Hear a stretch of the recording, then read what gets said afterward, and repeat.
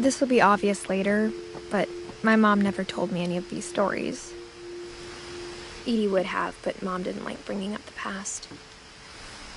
Though, when we adopted a stray kitten, she was the one who named it Molly.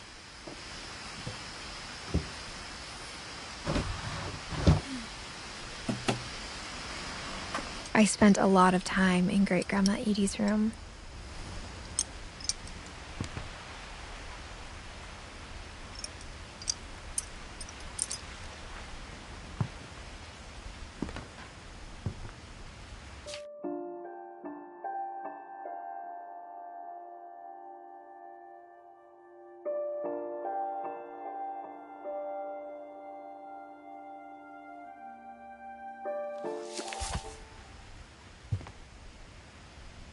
Her room was like a museum.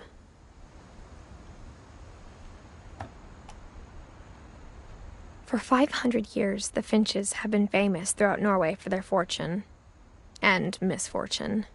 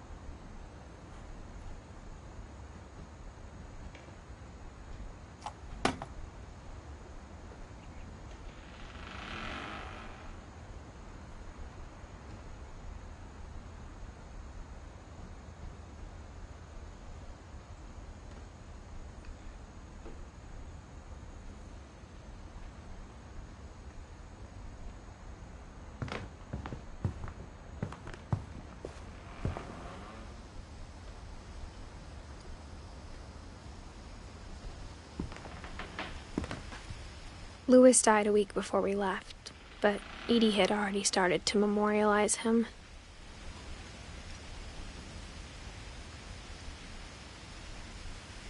Edie knit me a new pair of gloves every year, just in time to replace the old ones.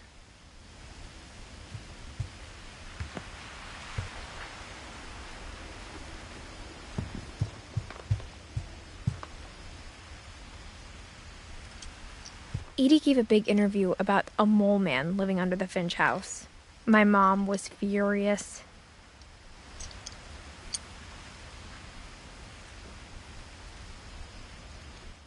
I hadn't thought of myself as Edith Jr. for a long, long time.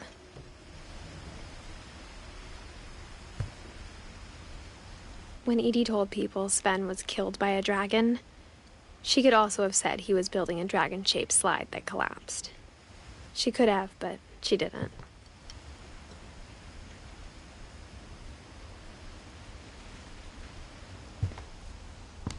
Even in her 90s, sometimes Edie seemed a lot younger than my mother.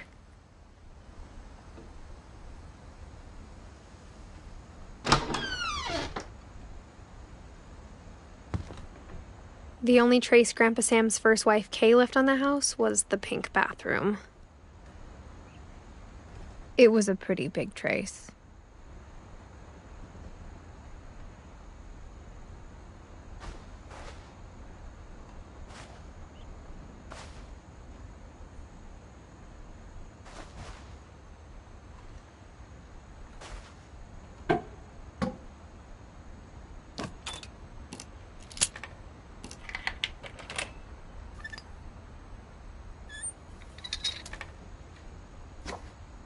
There's a secret in this bathroom.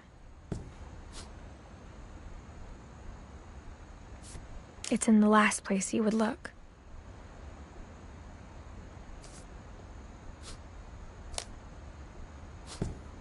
It isn't in the cupboard. It's hidden in this book.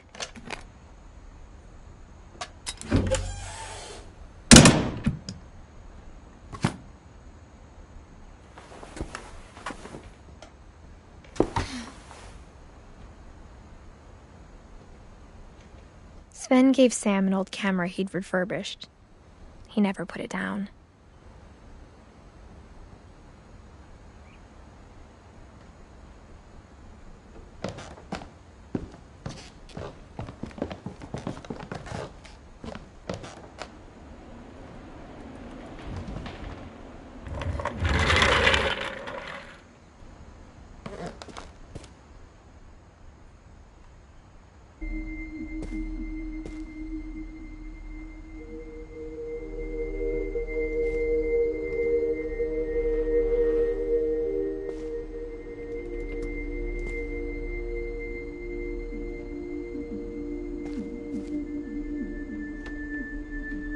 I knew Grandpa Sam had a twin.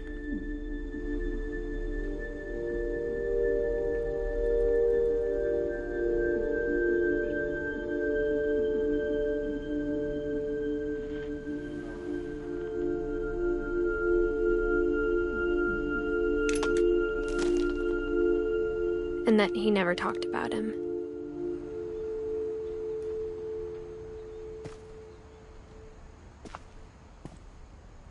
I guess my grandpa didn't like history any more than my mom did.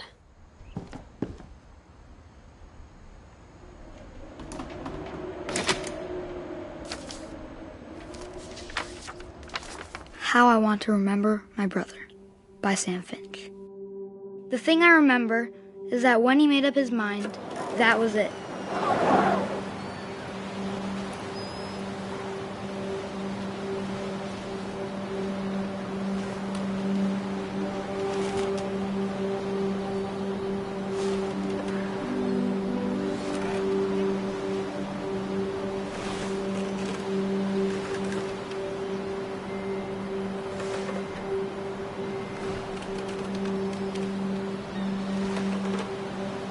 My brother said he'd die before he ate another mushroom.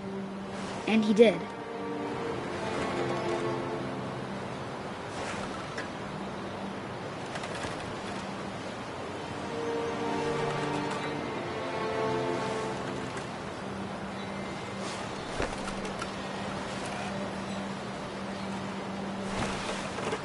At Barbara's funeral, we swore we'd never be afraid again. And he wasn't. I think Calvin always wanted to fly.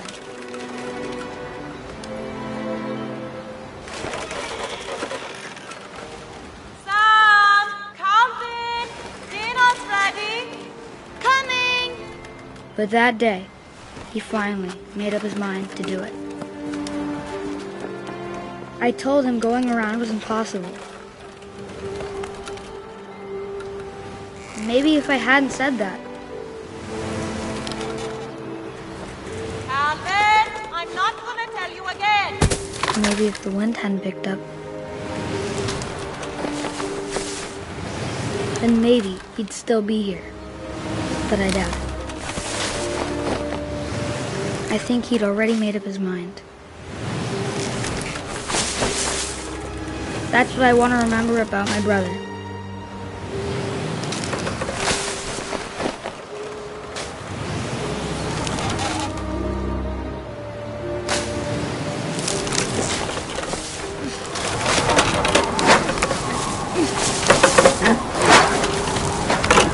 The day he made up his mind to fly.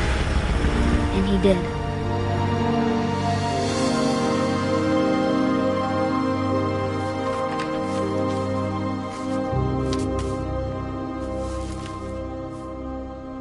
Calvin's story felt strangely familiar.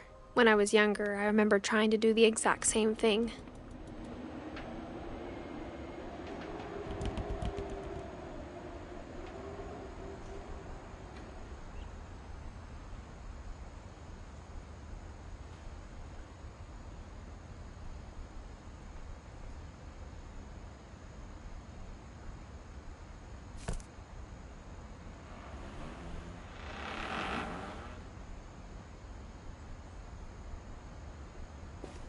After the funeral, Edie roped off Calvin's half of the room.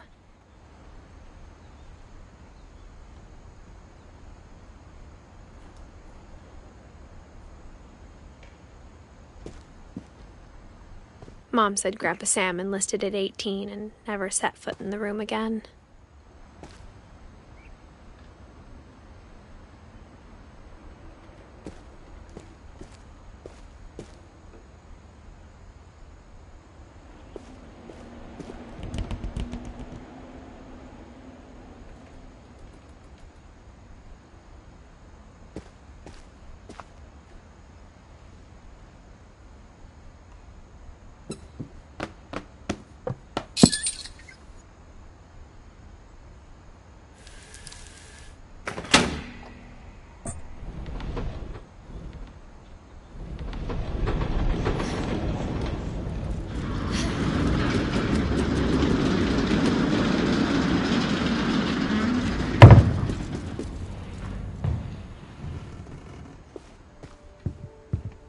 passages were a pretty tight fit.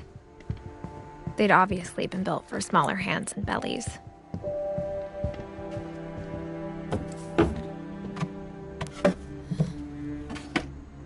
Growing up, I always thought of Barbara as a child star.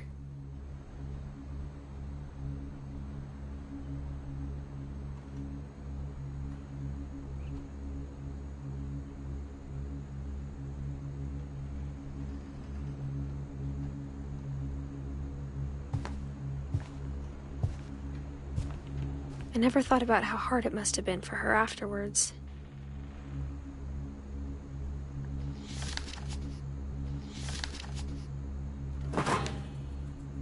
Of all the stories people wrote about Barbara's death, I'm surprised Edie saved this one.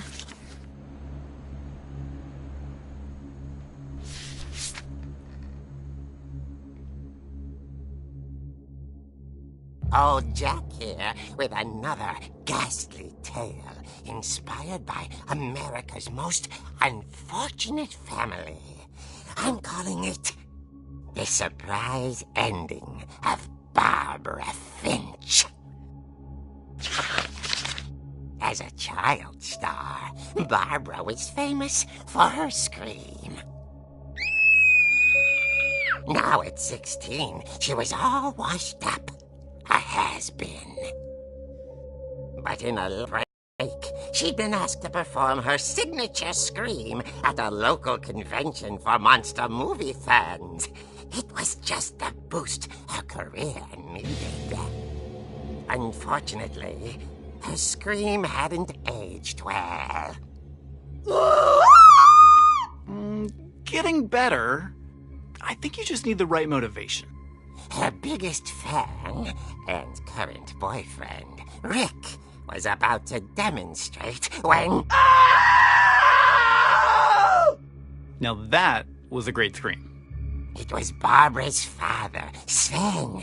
He'd slipped into a table saw and had to be rushed to the emergency room. So Barbara got stuck babysitting her youngest brother, Walter. Her convention comeback was cancelled. Okay, I'm hearing frustration, but I'm not hearing terror. What if I tried... A gang of hoodlums in Halloween masks have been terrorizing Orcas Island tonight. Police are urging residents to... That came from the basement. You're right! Also, I loved your delivery on that. Why is your basement door locked? Because my dad likes making puzzles and secret passages. There's a key hidden in the music box. The secret is to keep winding and winding until finally the key pops out. Thanks, babe. I'll be back in a sec. 20 minutes later, Rick hadn't returned. So Barbara went to look for him, right on cue. She reached for the music box.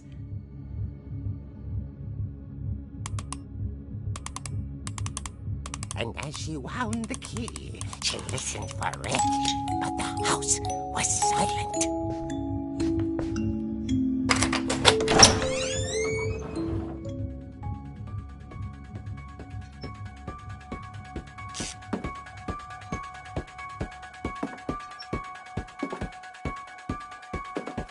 She found Rick's crutch and imagined the worst.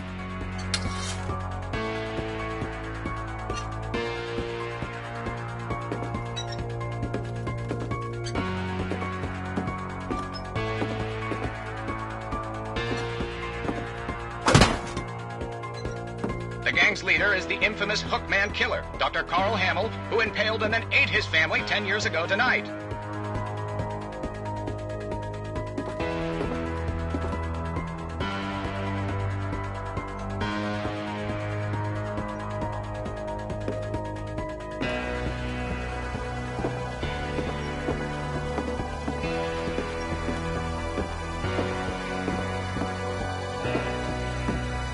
The old fridge rattled and grew still.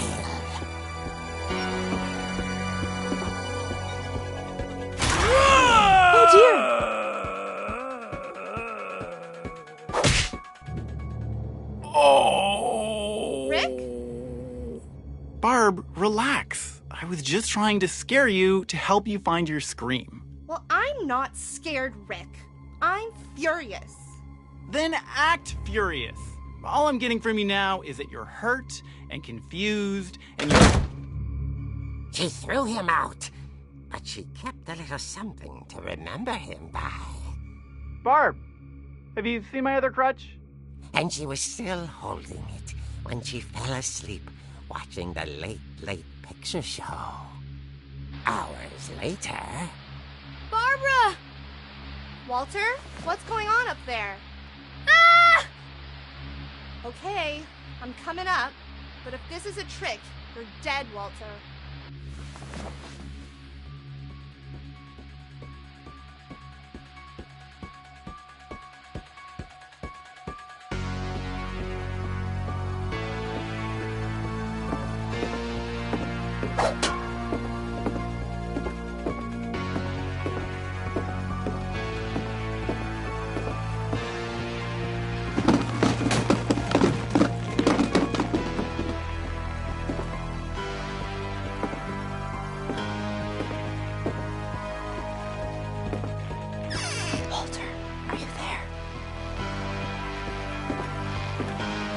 Walter vanished, but his bedside radio was still on.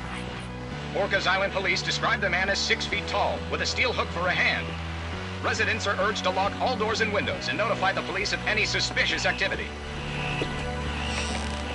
Barbara turned, saw the hook man, and was speechless. He was quite smashing.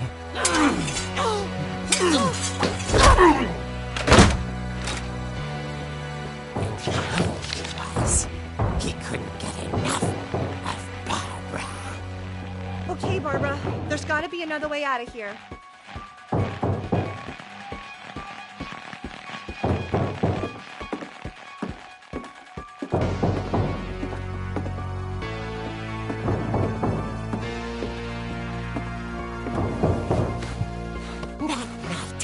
She played her part beautifully.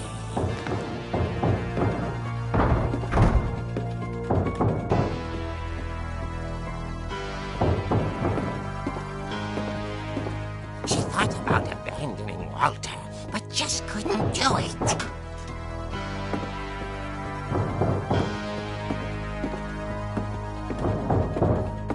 Molly's door hadn't been opened in years.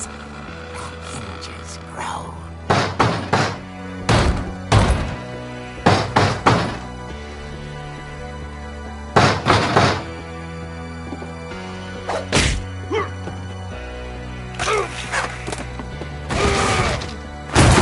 He wasn't moving, but she sensed the story might not be over yet.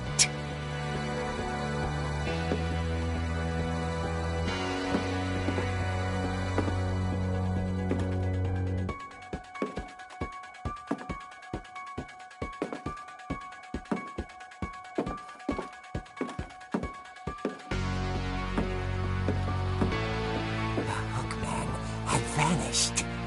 She listened for his breathing, but all she heard was...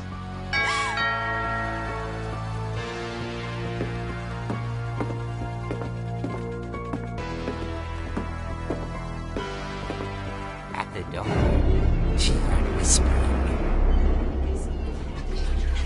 It was coming from inside the house.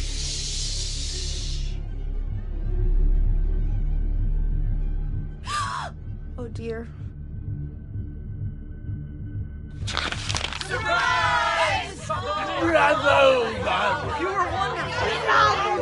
monsters had come to surprise her. For Barbara, it was a dream come true. Then she saw what kind of monsters they were, and she realized what was about to happen. She was going to be famous. And with her final breath, Barbara Finch gave the performance of her life.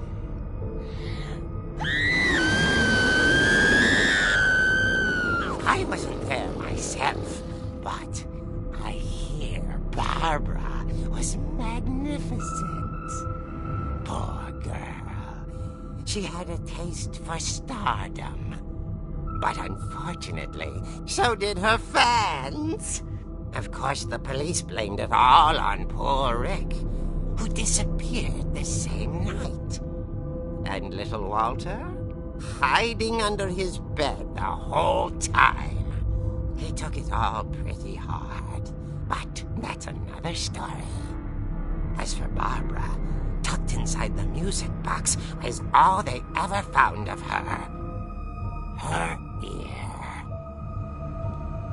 Now that's what I call a real eerie tale.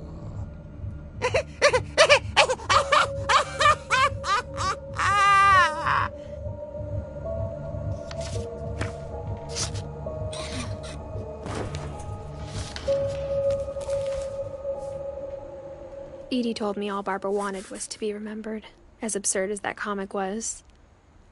Maybe what Edie saw was a happy ending.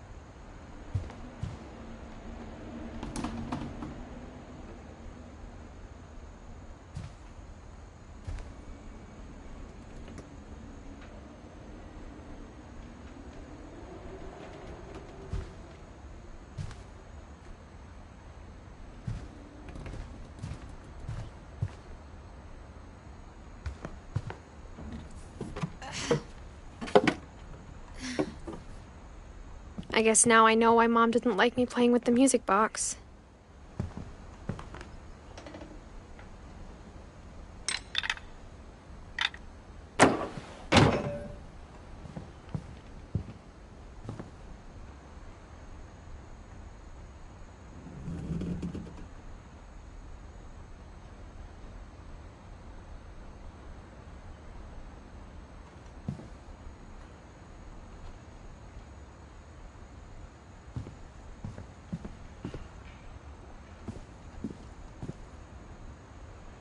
Mom must have locked the third floor stairs on the night we left.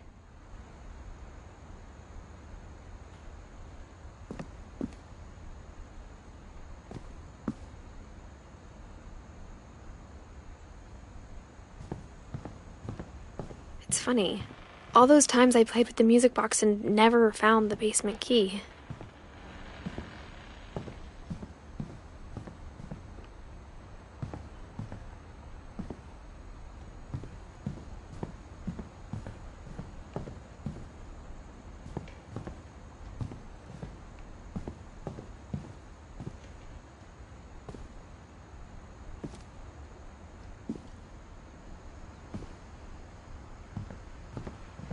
A lot of things got left behind in the whirlwind of that last night.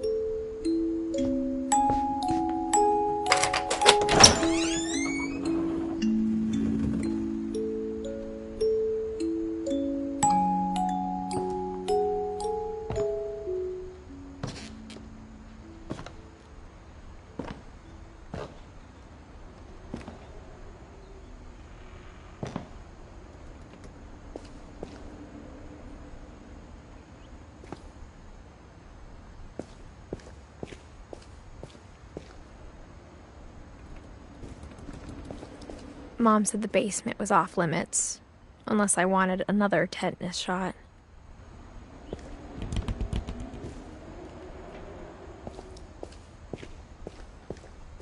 I saw Edie sneak down to the basement once, carrying packages.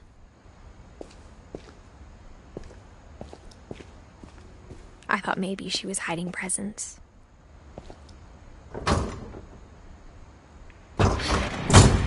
It turned out she was hiding a lot more than that.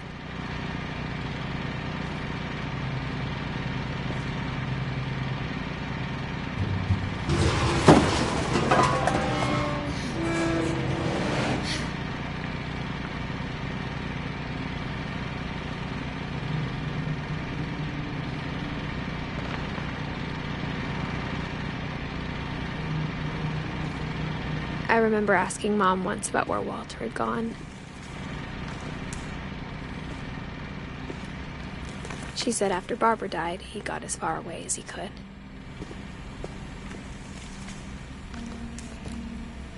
If there's a pattern in all these stories,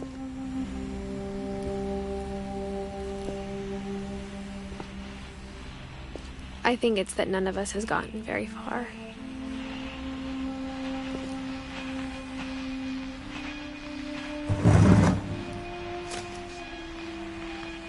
Goodbye, everyone. I can't believe I've been down here for 30 years. On that first day, after the shaking started, I didn't think I'd survive a week.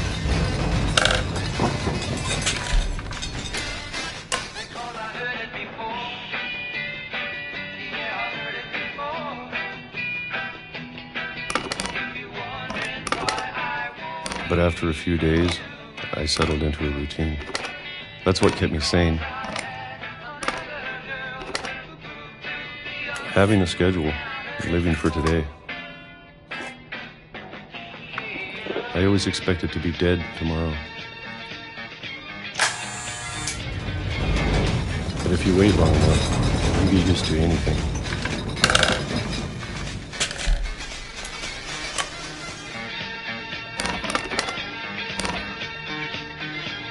Even a monster on the other side of the door starts to feel normal. Almost friendly.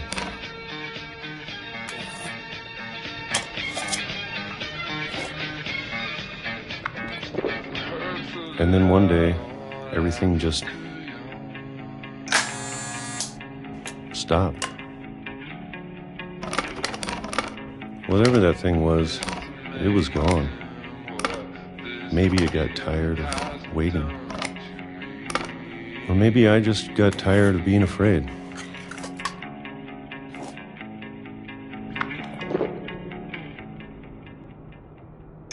It's been a week now, the longest in 30 years. I'm done waiting. I have to leave while I still can.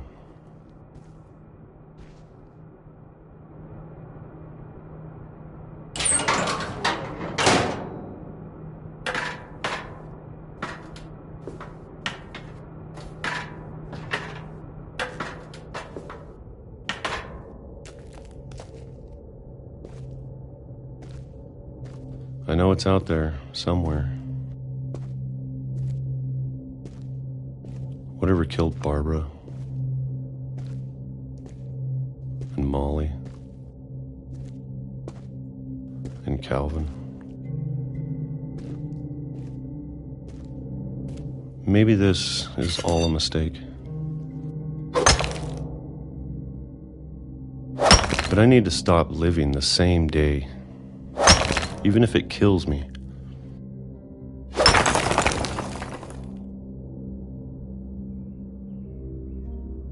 Whatever's out there, I want you to know I'm ready for it. I'm going to appreciate all of it, especially the food. I don't mind if I only have a year left. Or a month. Or a single week. I'd be happy with one new day. I can already imagine the sun on my face.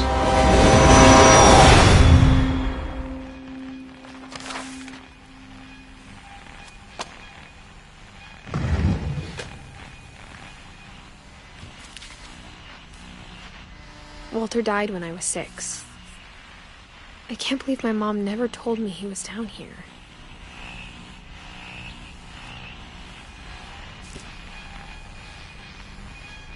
I'm sure my mom was trying to protect me.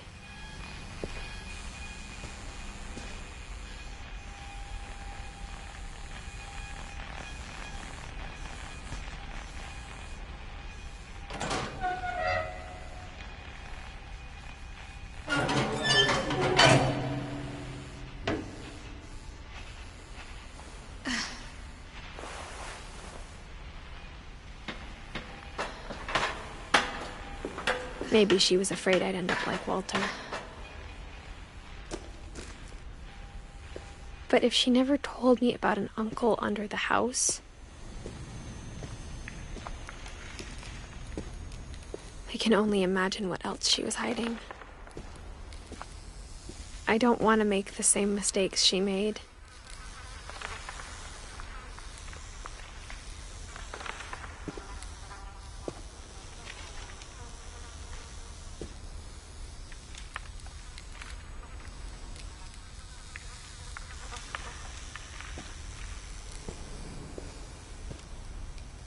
Trying to bury something that's still alive.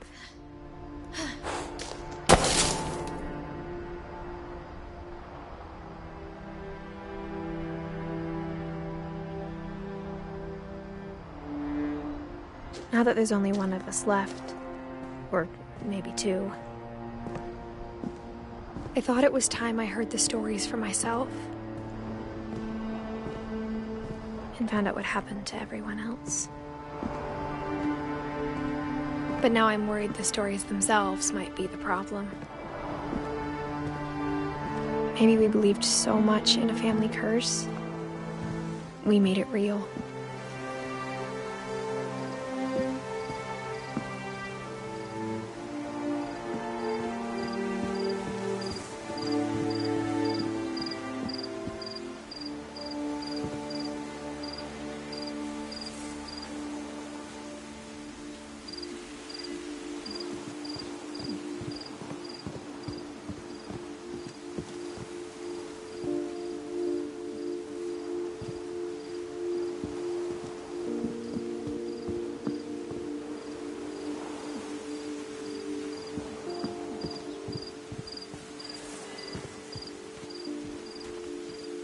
I don't know if I should even be writing this.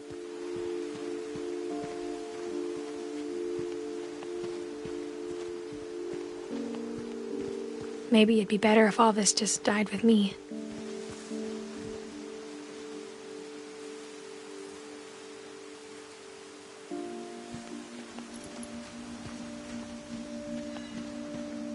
But I thought you should know about your family.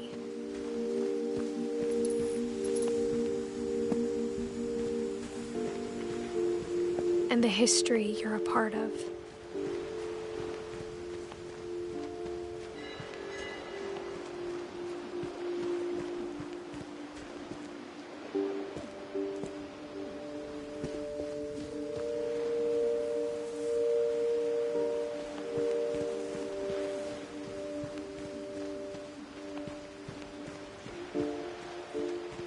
Though to be honest, I feel as lost as you probably do right now.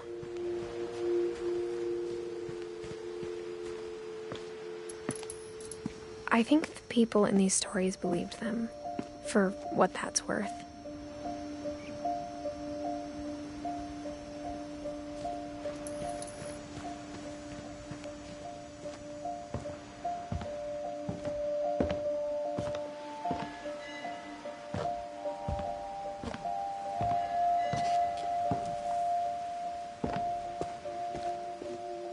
And when you look at the house, that history of imagination and stubbornness and madness, any of it seems possible.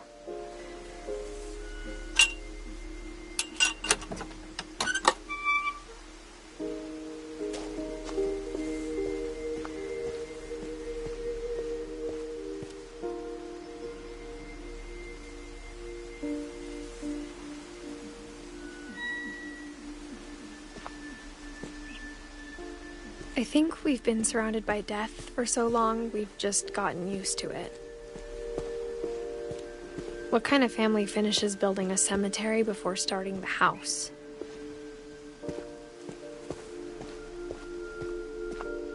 It's embarrassing for me to admit this, but the pet cemetery made me more uncomfortable than the human one. 3 of the gerbils were mine, and 2 had been my fault.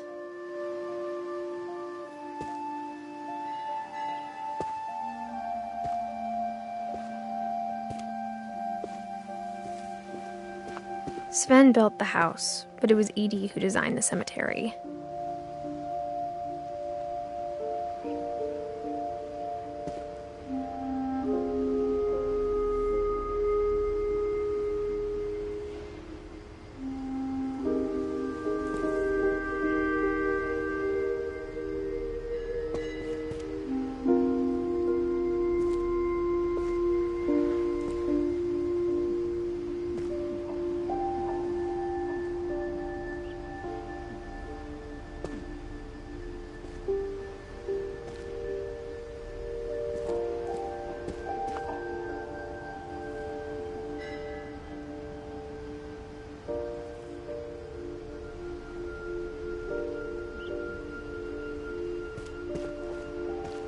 I'm sure Odin's monument had been Edie's idea.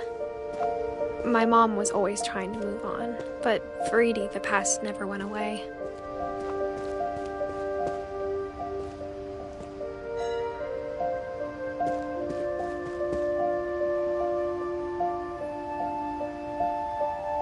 She could see it poking out of the water at low tide.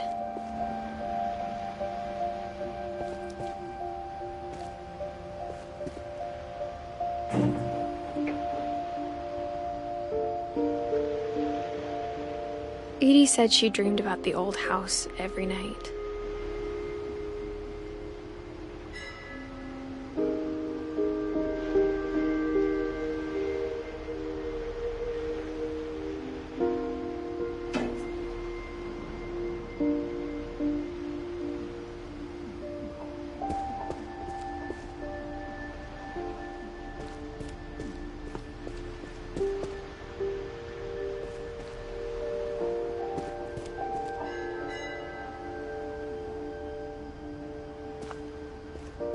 Edie's side was always easier for me to understand. But the older I get, the more I can see where my mom was coming from. Her dad had been pretty strict, but it wasn't enough to save her brothers. She was just trying to do better.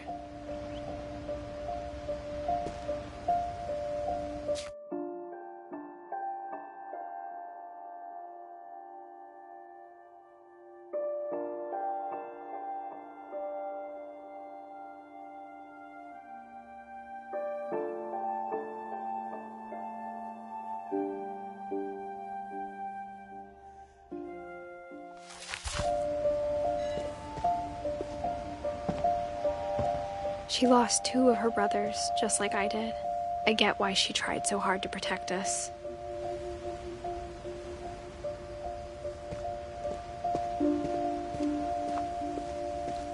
There's so many things I wish I could ask my mom now.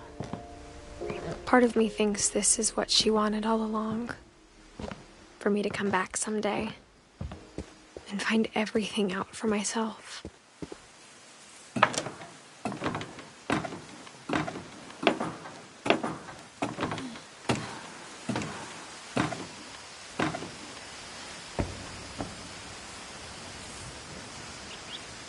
But looking back on it now, if she told me there was going to be so much climbing, I never would have come when I was 22 weeks pregnant.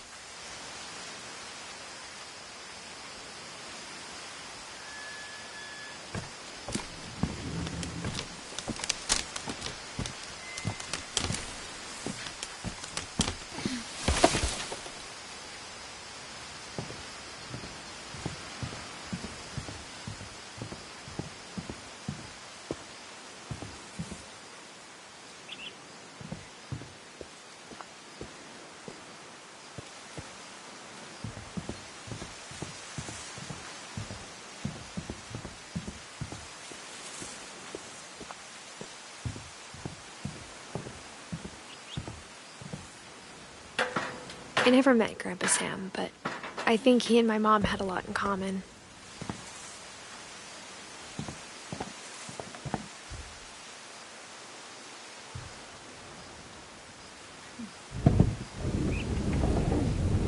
They were both pretty intense.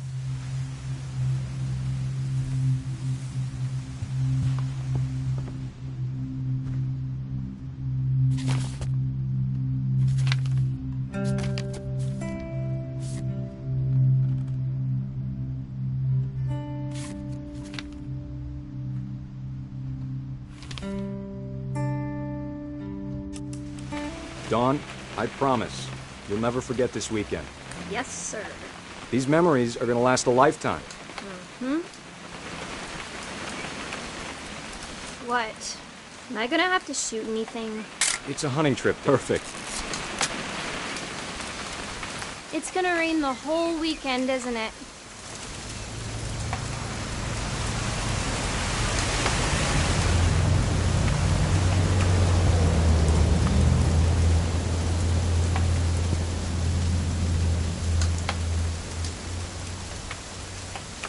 I will never forget this weekend, Dad.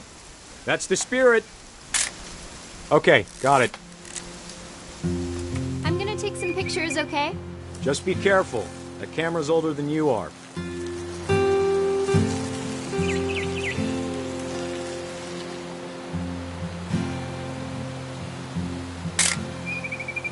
You're right, Dad. It's starting to clear up. Still freezing, though.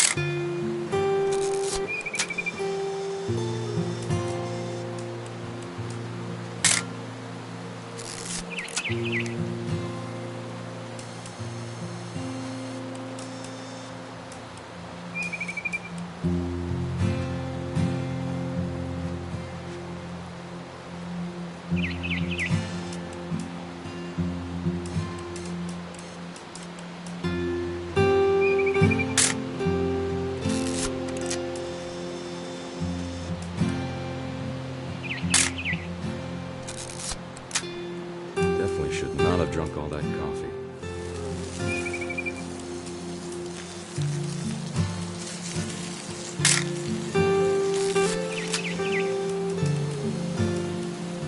Nothing quite like being outside.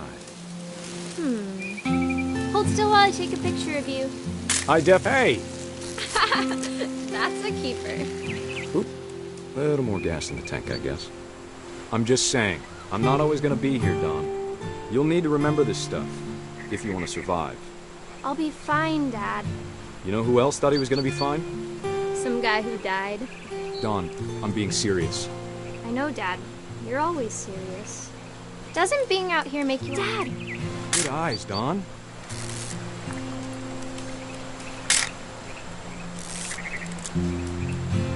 Before you take the shot, let me get a picture of you.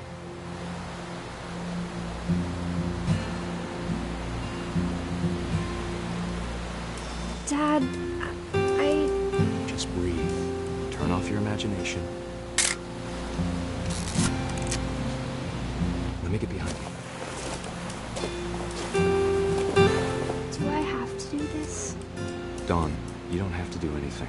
But if you want to survive, you'll need to be strong.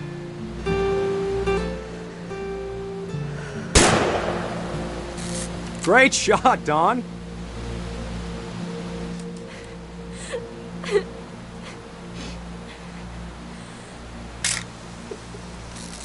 I'm proud of you, Dawn. Always remember that, okay?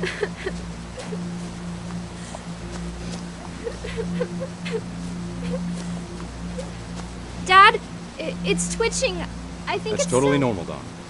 Just focus on the camera. Try not to think about... Dad!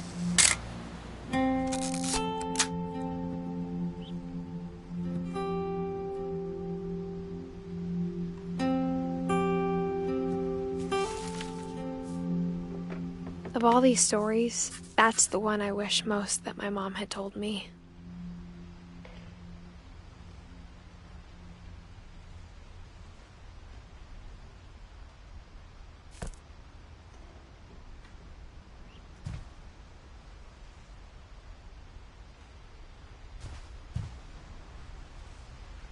Sam spent his life shooting photos, but Mom said he got nervous being in front of the camera. I guess we're all afraid of something.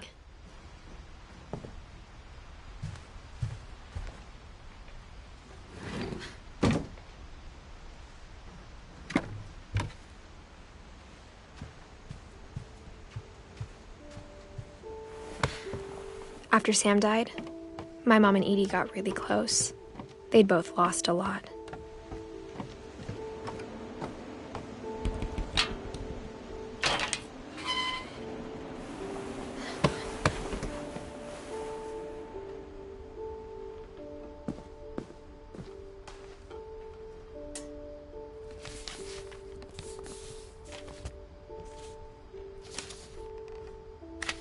Dear Kay, do you remember the way Gregory used to laugh when he thought he was alone? Like something funny was happening, but only he could see it.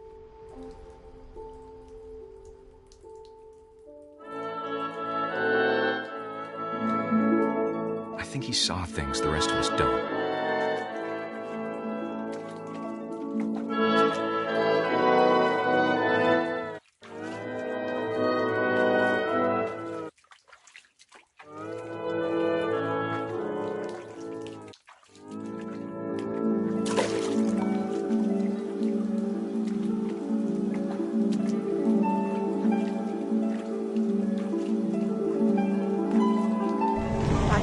Gregory, it's time to... Hold on, sweetie. Hello? Sam, I told you I don't want to talk right now. I wonder what he saw.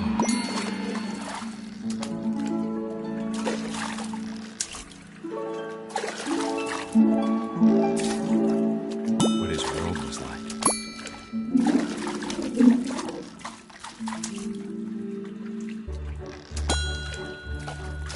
He reminded me so much of Calvin. Lost in his imagination.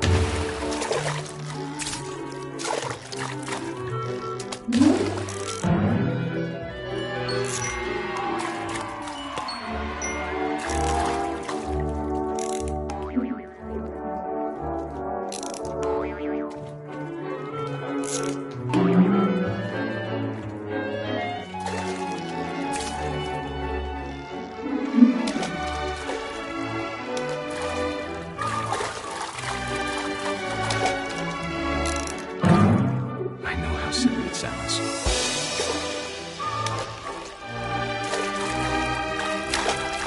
But I worried about a baby being too happy. I could feel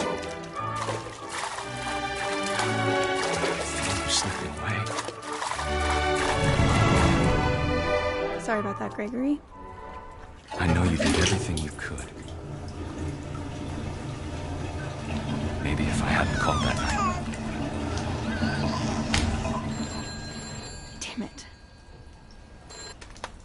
Hold on, I don't want Gregory to hear this.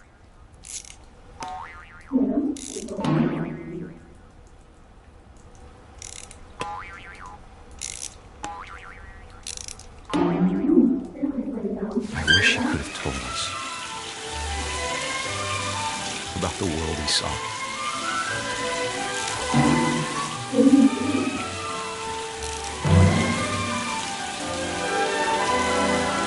There's so much I don't understand about Gregory, about everything.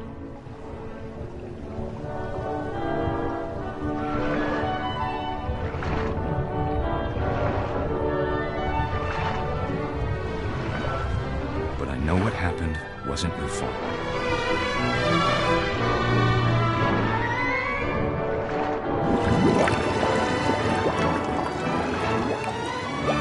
Sure as hell. And he'd want you to be Good luck, Kay. Love, Sam.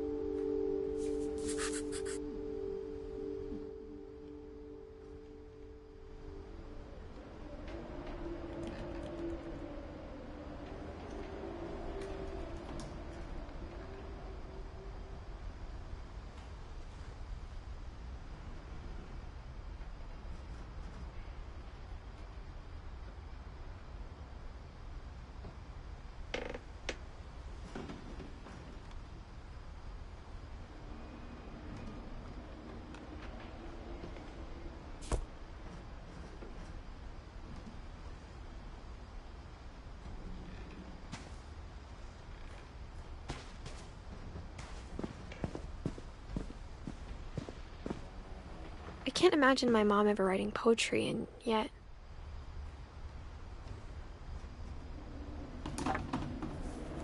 A poem for Gus, who always said the wedding was a bad idea.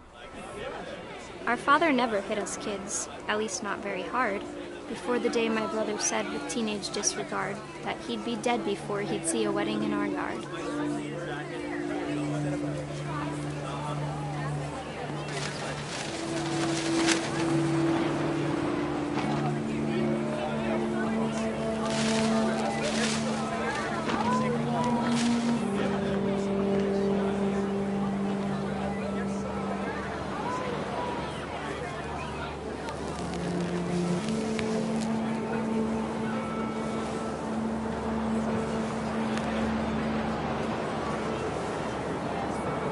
My father made him come, of course, but Gus stood far apart, just flew his kite and bottled up the storm inside his heart.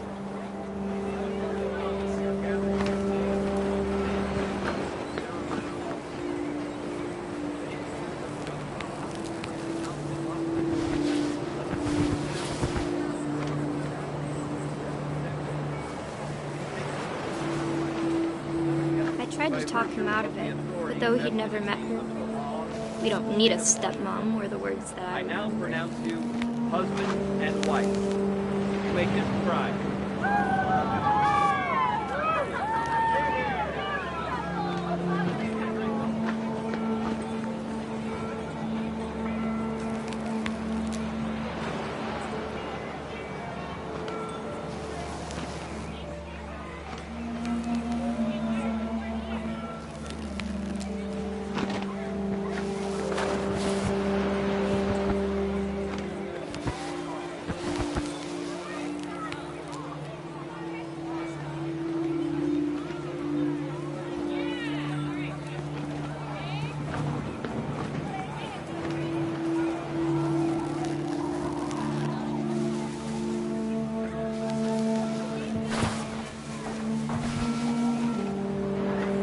When the time for photos came, Dad ordered him to come here.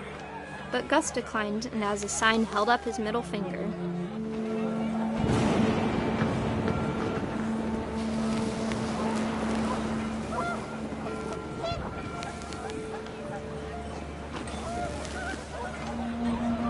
The wind picked up, and panicked geese appeared and quickly went.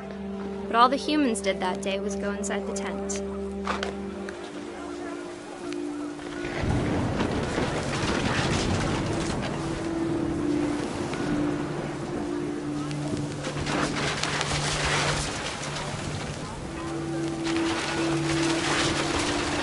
Rain came down in buckets then, but no one seemed afraid that nature might destroy the tent our dad had crudely made.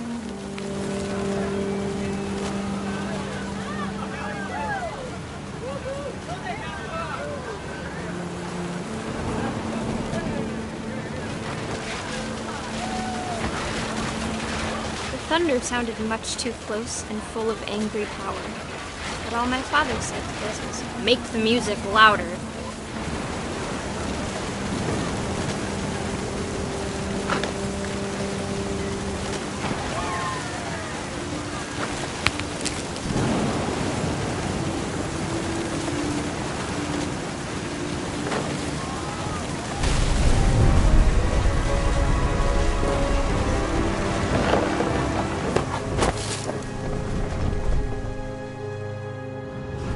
I wish that I could truly say I thought about you on that day.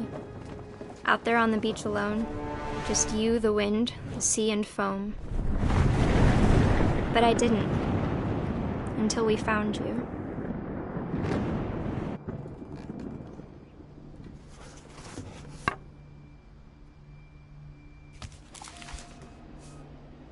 She never talked about him, but Mom told me once if I was a boy, they were going to name me Gus.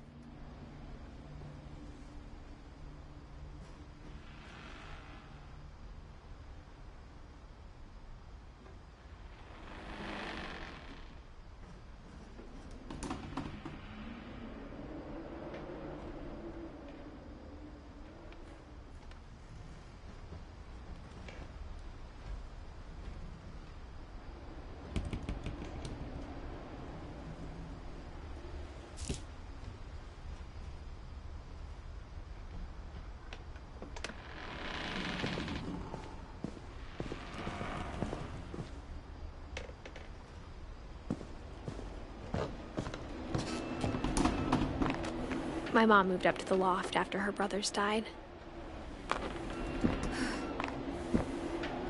At the time, it was as far away as she could get.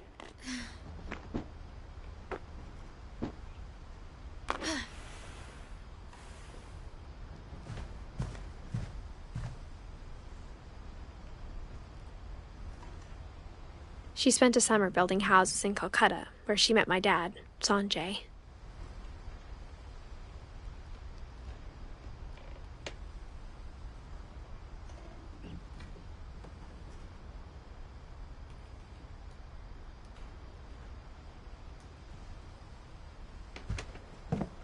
Religion was another thing my mom never talked about, but I think it helped her a lot after her dad died.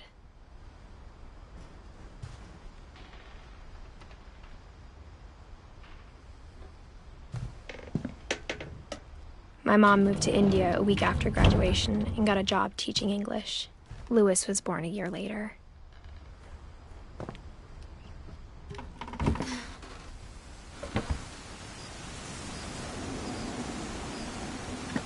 When my dad died, I don't think Mom knew where else to go.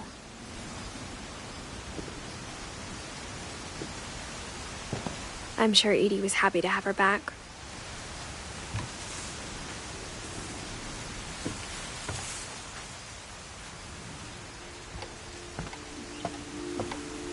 The house had to get a little bigger, but Edie was used to that.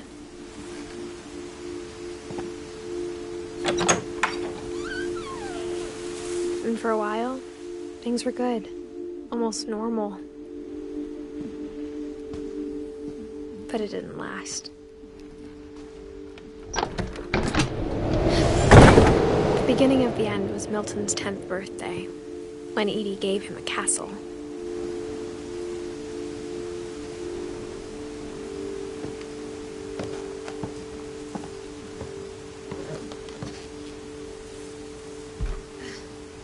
After Milton disappeared, the only thing he left behind was a room full of paintings.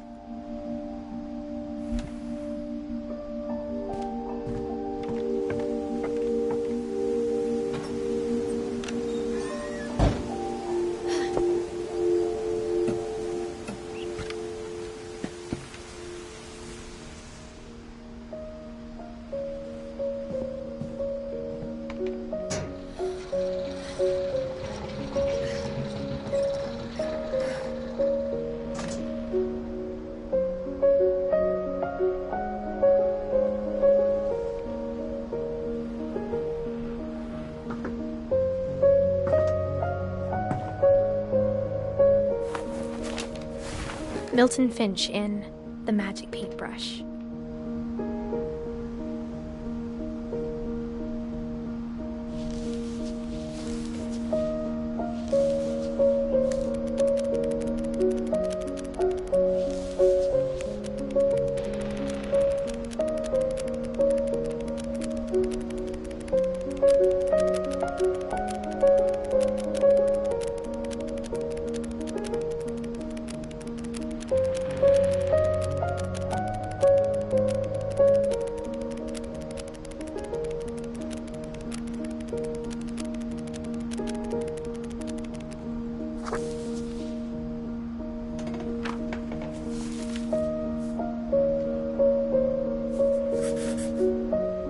was 4 when Milton disappeared.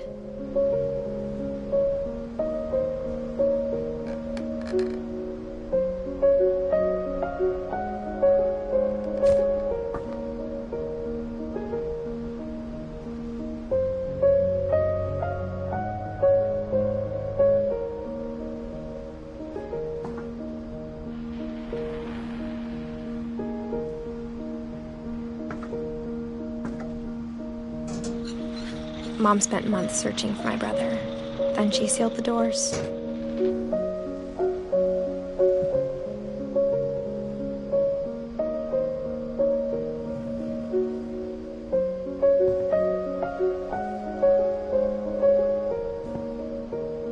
Whatever Milton had found in the house, Mom didn't want it getting out.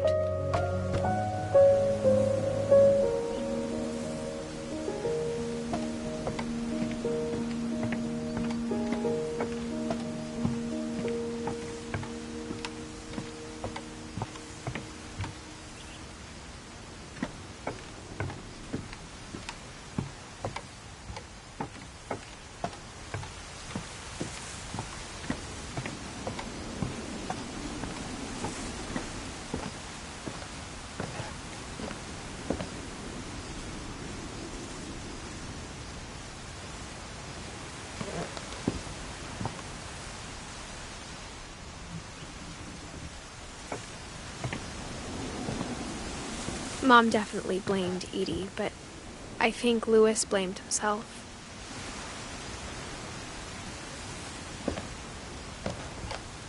After he graduated, he just spent more and more time in his room, until Mom got him a job at the cannery.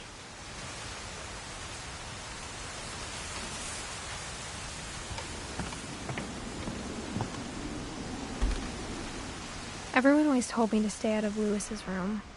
Except Louis.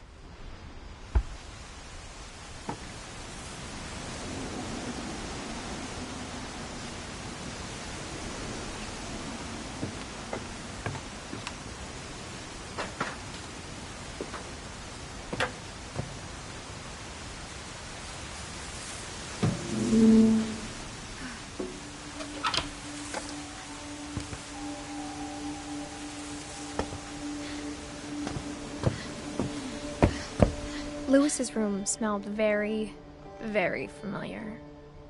That part of him lived on.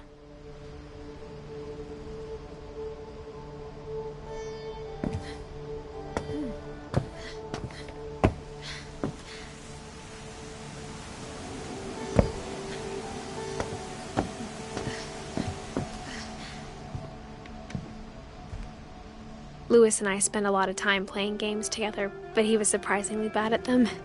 He died a lot.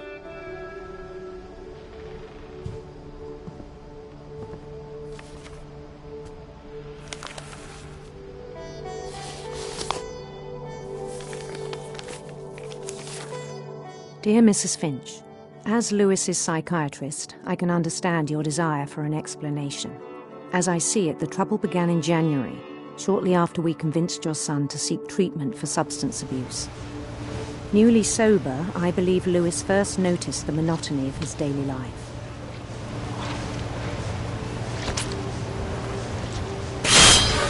He kept working at the cannery, but he withdrew part of himself. In our sessions, I saw the same behavior. His mind began to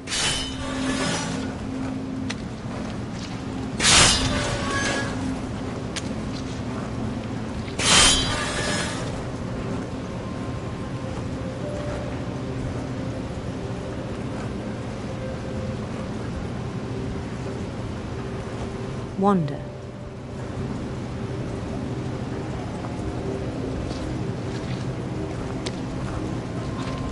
I asked him to describe it. He said he started small, imagining a labyrinth. He'd feel his way about.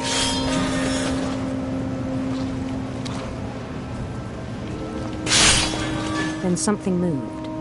Bats. And toads.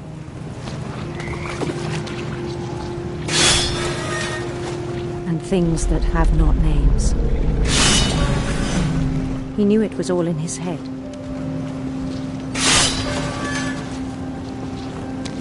But he took it very seriously. I had hoped he'd find himself.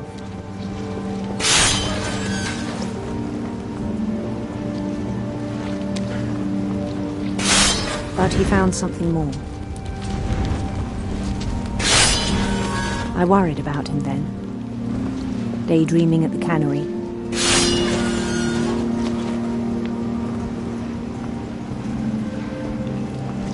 I spoke with his boss. But he said Lewis had become a model employee. Methodical, tireless, focused. Like a whole new Lewis. So I let him go on.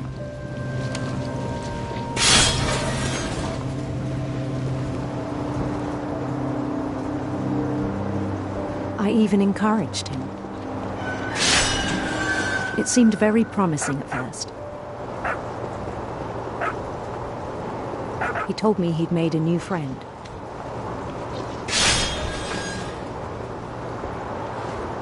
On the edge of a city he named Lewis Topia. He built the city up slowly, brick by brick.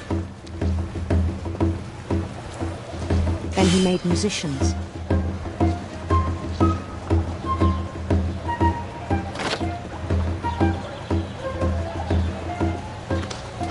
And songs for them to play. He talked about starting a band.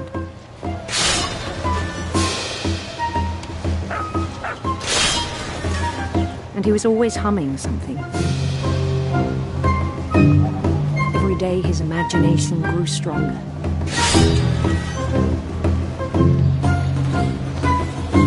He no longer spoke at the cannery. But his chopping was as reliable as ever. Then one day it struck him that all the cheering crowds, even the stones under his feet, were all in his imagination, so he could do whatever he wished.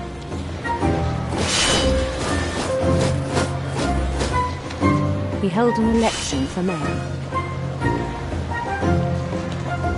and he won. They begged him to stay, but his mind was already wandering. It became a game for him.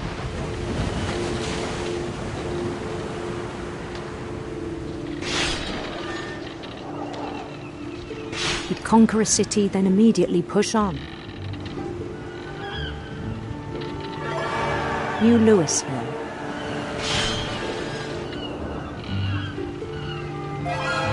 St. Louis.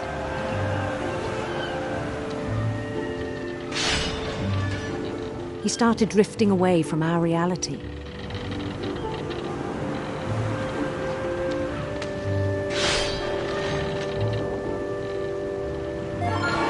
Minneapolis, until one day he forgot to go home from the cannery.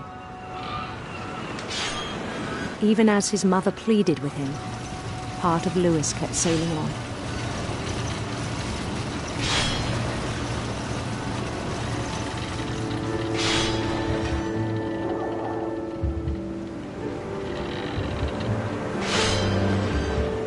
In Lewisburg, he heard rumors of a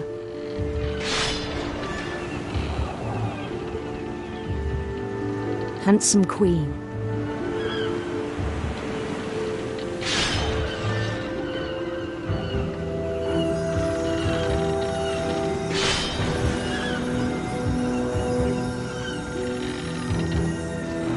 The queen was on her own quest for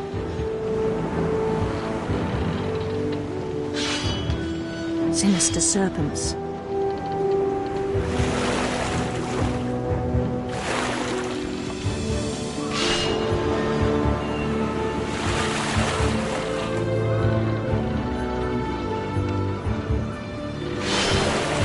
He followed the sound of her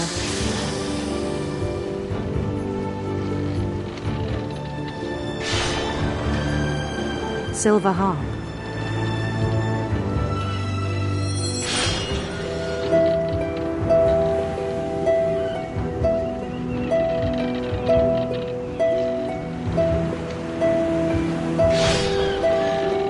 His chase led him to a golden palace east of the sun and west of the moon. Even then, his logic remained sound.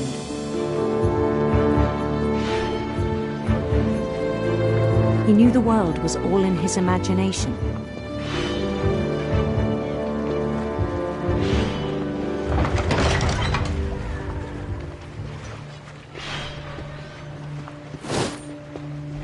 But he was so proud of having created it. In his own eyes, he'd become something greater than a king.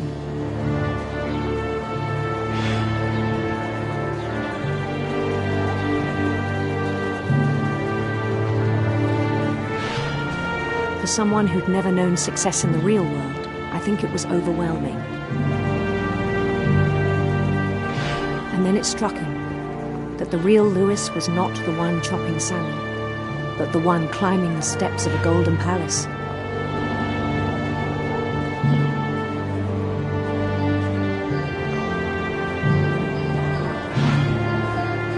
My imagination is as real as my body, he told me. It was hard to argue with him.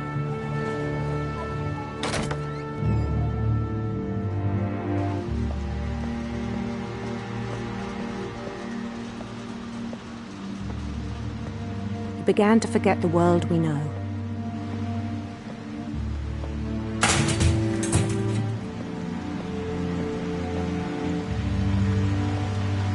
I think it pained him to remember Lewis, the cannery worker.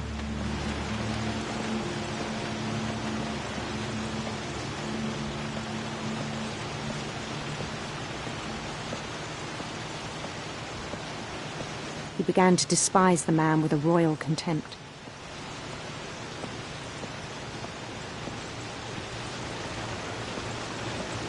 I still thought I could save him. Even after he said he was being crowned king over all the lands of wonder. The palace would be packed with his companions.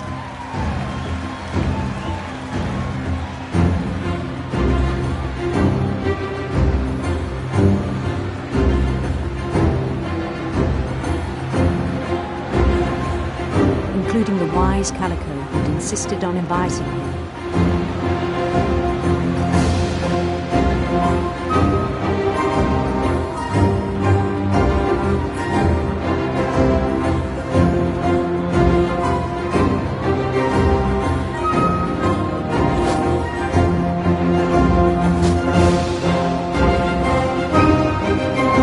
Queen waited, holding his crown.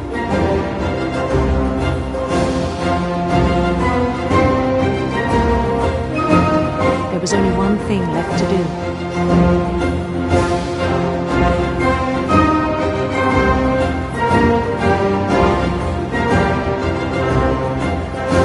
Bend down his head.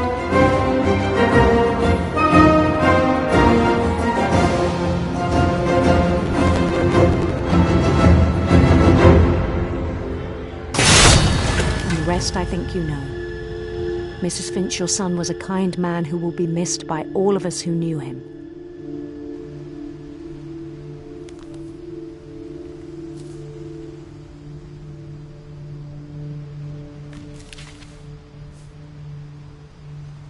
My brother was really cool. I wish you could have met him.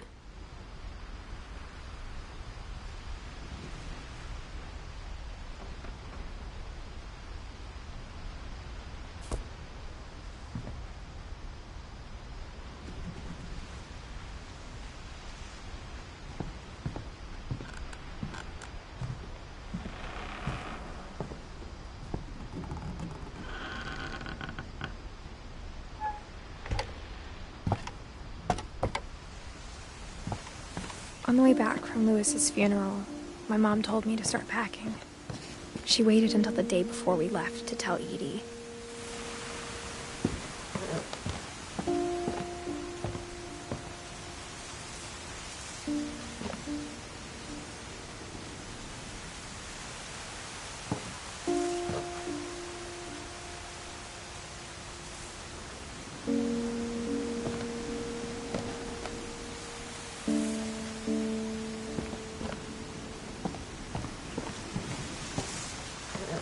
I'm not sure if she wanted to make it easier or harder.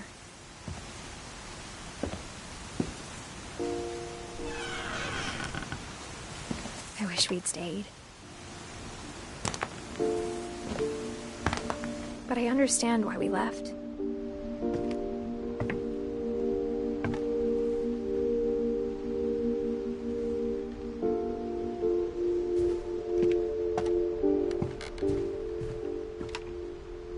My mom ended up leaving everything behind.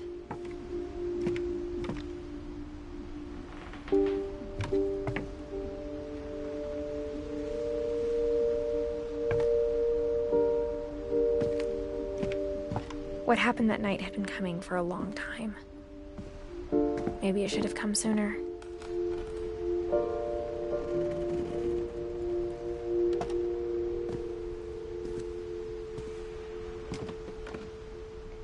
But it had to end one way or another.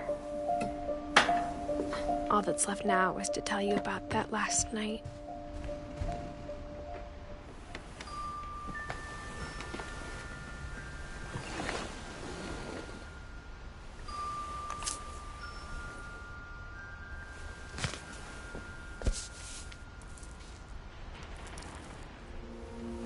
That whole last day, Edie just watched us pack and didn't say a word. Until supper, when she raised her glass and said, "To our final night together, and all our final nights apart." Grandma, you know what I said about alcohol. Some of your medications are very Edith, specific. I left a present for you in the hallway. Why don't you go open it? The grown-ups have to argue now. I'm sorry, you're right. We're all leaving tomorrow. Let's just enjoy our last... I'm not leaving. Edith, you're excused.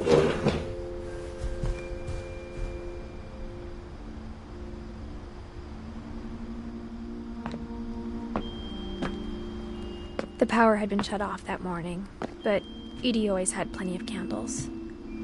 When my mom said the library, I don't think she knew about the other entrance.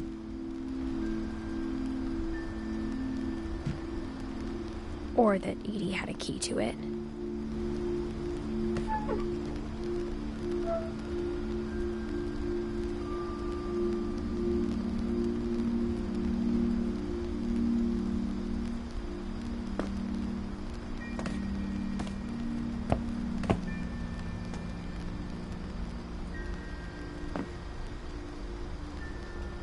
That thing you're afraid of isn't going to end when you leave the house.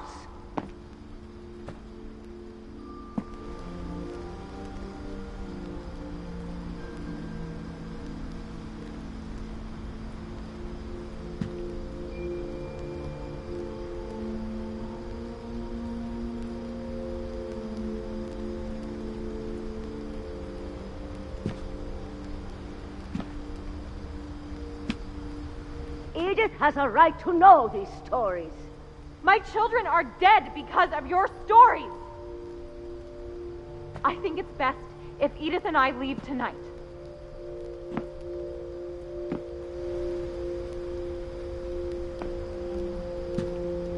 We'll have the nursing home send a van for you in the morning, okay?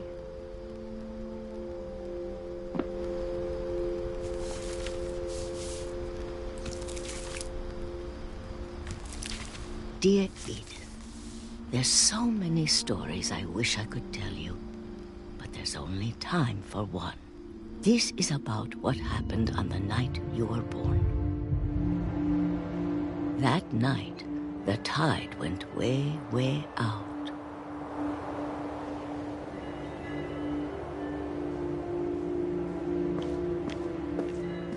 It was the first and last time I ever saw the old house aground. There'd been an earthquake out in the middle of the ocean. They called it the lowest tide in 1,000 years. God, it smelled awful. You know, I've seen that house every day of my life.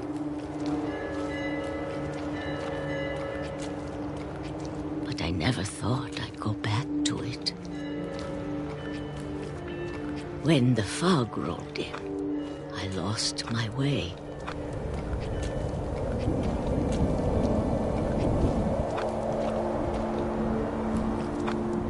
I got turned around.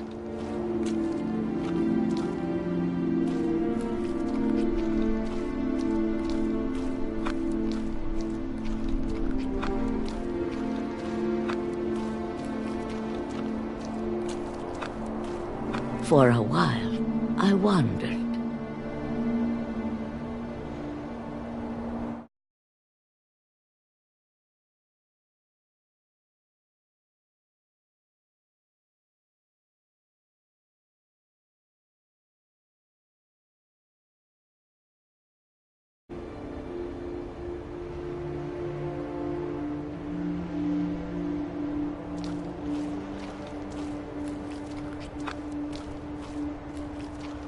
I started seeing things.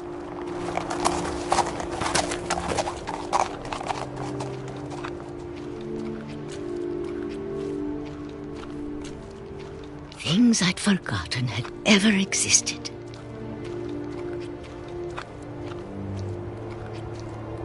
But when I saw them, they felt like old friends. That night, a lot of things came back to me. Or maybe I came back to them.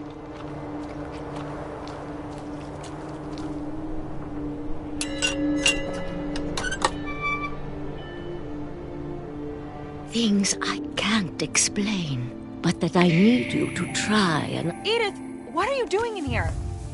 It's mine. Edith! Mom, you're gonna rip it! Let go! I kicked and screamed, but Mom dragged me to the car.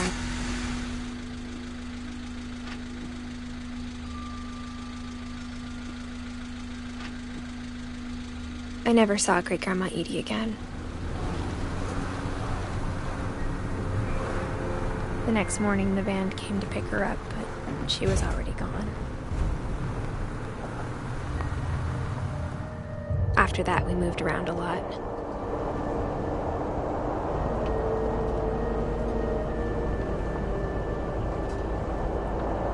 We both tried to make the best of it.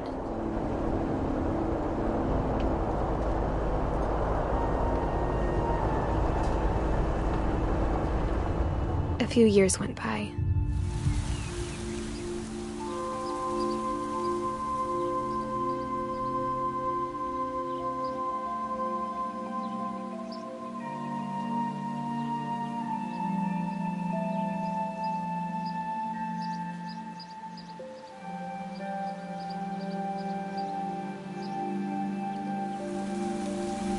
My mom didn't like to talk about it.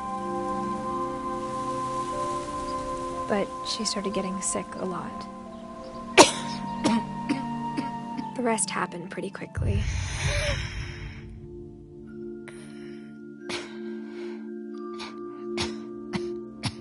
She got better for a while, and then she didn't. And then I was alone.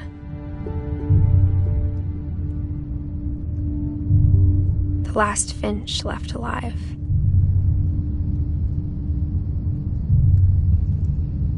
Until I found out about you. I'm still not sure what to tell you about all this. If we lived forever, maybe we'd have time to understand things. But as it is, I think the best we can do is try to open our eyes. And appreciate how strange and brief all of this is.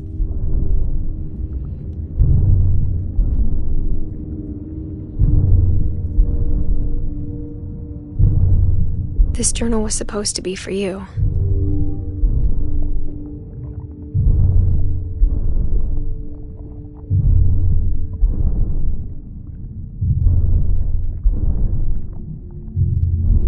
But now I hope you'll never see it. I just want to meet you and tell you all these stories myself. But I guess if you're reading this now,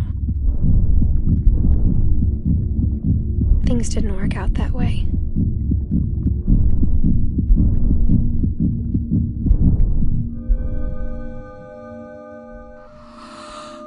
This is where your story begins. I'm sorry I won't be there to see it.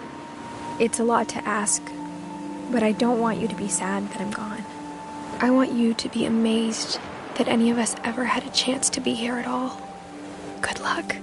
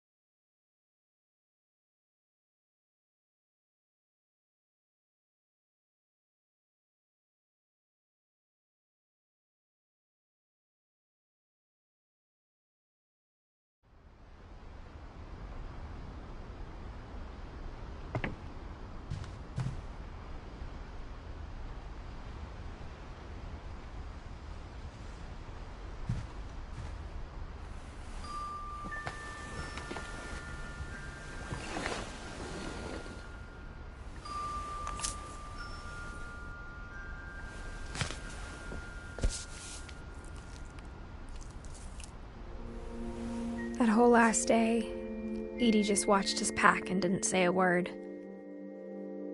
Until supper, when she raised her glass and said, "To our final night together."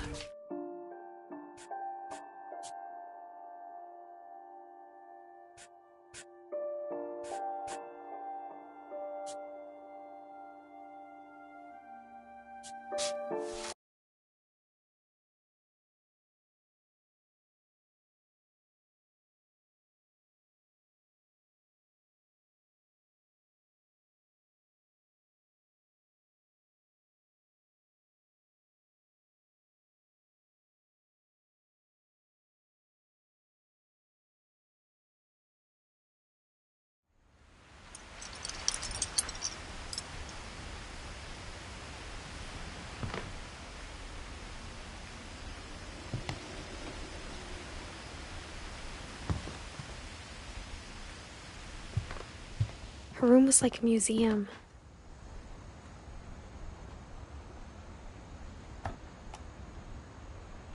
For 500 years, the Finches have been famous throughout Norway for their fortune and misfortune.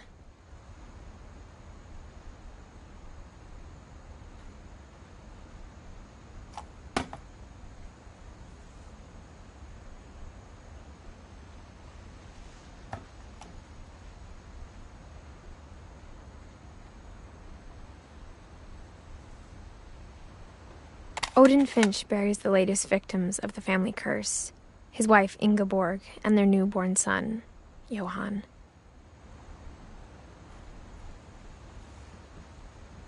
On January 7th, 1937, he set sail with his family and his house, hoping to leave the curse behind. But 40-foot waves off the coast of Washington send the house and Odin to the bottom of the sea. Odin's daughter Edith, with husband Sven and baby Molly, step ashore on their new home, Orcas Island. Odin Finch is the first to be buried in the new family cemetery. His daughter Edie is already dreaming of a new Finch house.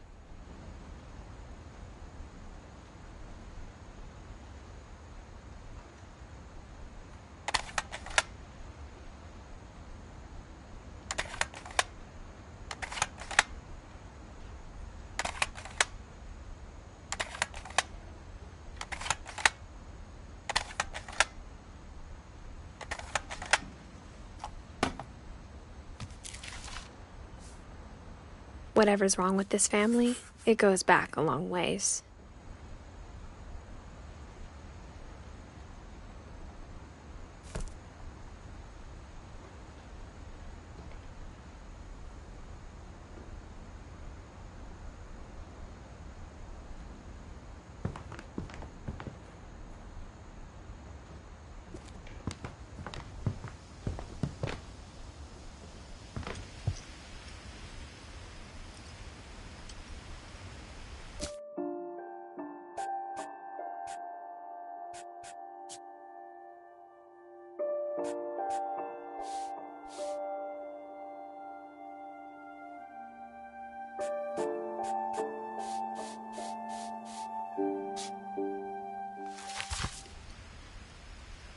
Edie knit me a new pair of gloves every year, just in time to replace the old ones.